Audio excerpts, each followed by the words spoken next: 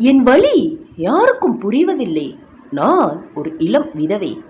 சிறு வயதில் இருந்தே நான் விரும்பியது எல்லாம் எனக்கு கிடைத்தது. ஒரு வருடத்திற்கு முன்பு வரை யாரேனும் என்னிடம் உன் வாழ்வில் நடந்த கஷ்டத்தை பற்றி கூறு என கேள்வி கேட்டிருந்தால் என்னிடம் பதில் ஏதும் இருந்திருக்காது. காரணம், நான் என் வாழ்வில் கஷ்டம் என பெரிதாக எதையும் அனுபவித்தது கிடையாது. பெரிய கஷ்டம் என்றால் எனக்கு ஸ்மார்ட் போன் வேண்டும் என்று அப்பாவிடம் அடம் பிடித்த அந்த 2 நாட்களை கூறலாம். மற்றபடி நான் மிகவும் செல்லமாக வளர்க்கப்பட்ட மகள். அம்மா கூறுவாள், இப்போ உனக்கு வாழ்க்கைனா என்னன்னு தெரியாது. கல்யாணமாகி புருஷன் வீட்டுக்கு போ, அப்போதான் தெரியும்டி உனக்குன்னு. அப்படி அம்மா கூறும்போதெல்லாம் அப்பா சண்டைக்கு வருவார். பெத்த மகளுக்கே சாபம் கொடுக்கிறியே என்று. ஒரு வகையில் அம்மா சொன்னது உண்மையும் கூட. ஆனால் அப்படி கூறியதற்கு அம்மா இப்பொழுது வருந்துகிறார். தவறு அவர் மீது இல்லை, என் தலைவிதி. வேறொன்றும் சொல்வதற்கில்லை.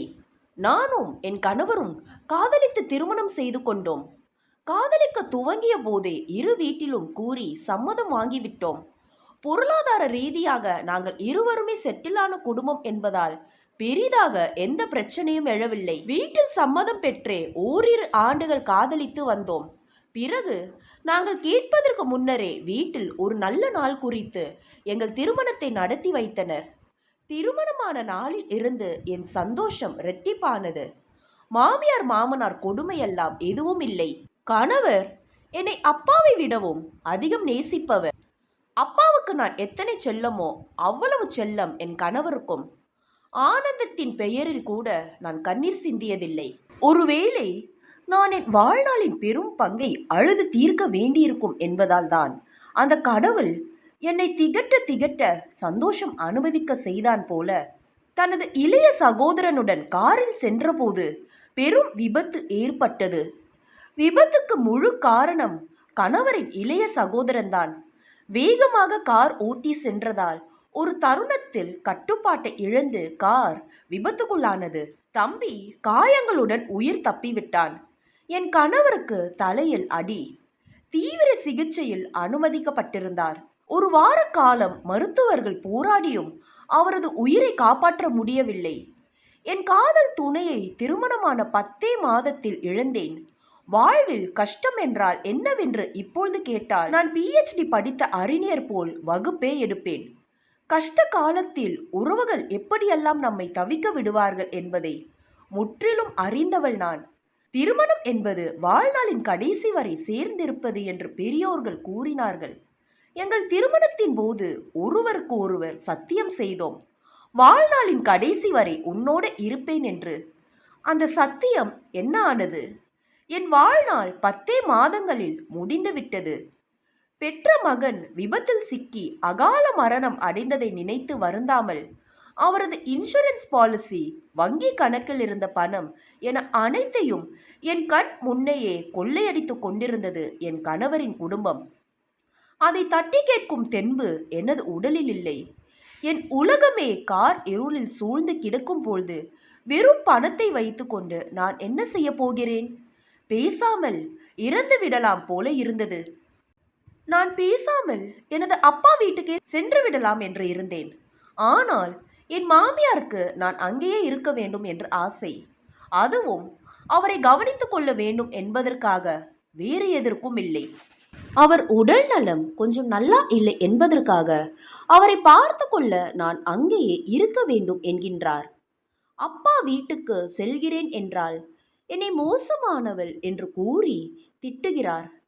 அவரை பார்த்து கொள்ள அவரது கணவர் மற்றும் இளைய மகன் இருக்கின்றான். இளைய மகனுக்கு திருமணம் செய்ய பெண் பார்த்து கொண்டிருக்கின்றார்கள்.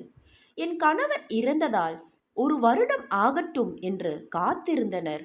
இன்னும் ஒரு சில மாதங்களில் எப்படியும் திருமணம் நிச்சயம் நடந்துவிடும். அதன் பிறகும் நான் அங்கேயே இருந்து என்ன செய்ய?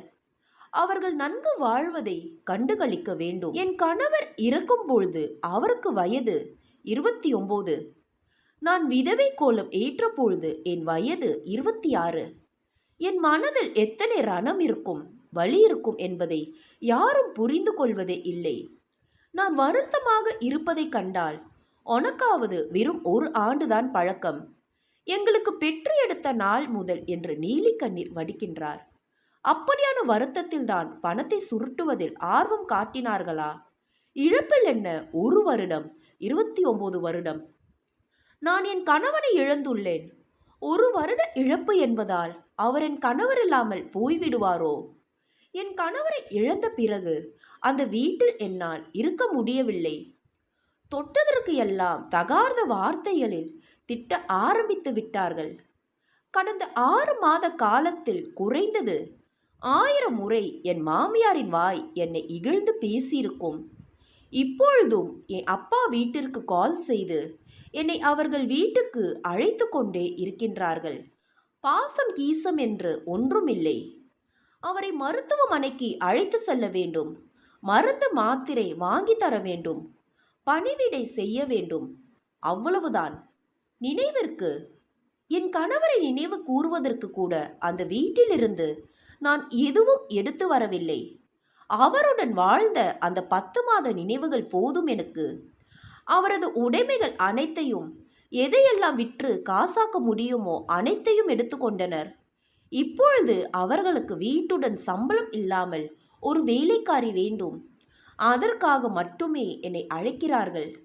என் கணவரையும் அவர்கள் ஒரு பணம் சம்பாதித்து கொட்டும் மிஷனாகத்தான் பார்த்துள்ளனர் என்பது இப்பொழுதுதான் எனக்கு புரிகின்றது. நான் அங்கு போவதாக இல்லை.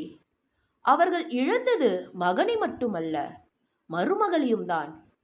இது போல பல பெண்கள் தன் வாழ்வில் அநேக வெளியே சொல்ல முடியாத பிரச்சனைகளை கடந்து செல்கின்றார்கள்.